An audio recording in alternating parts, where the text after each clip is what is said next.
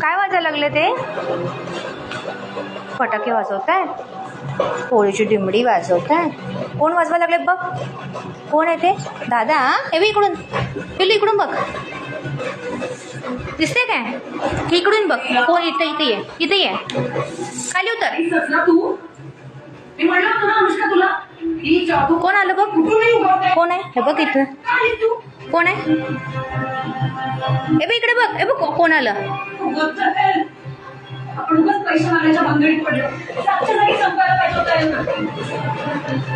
बर इकडे बघ, बर राहू दे राहू दे, नाही लावत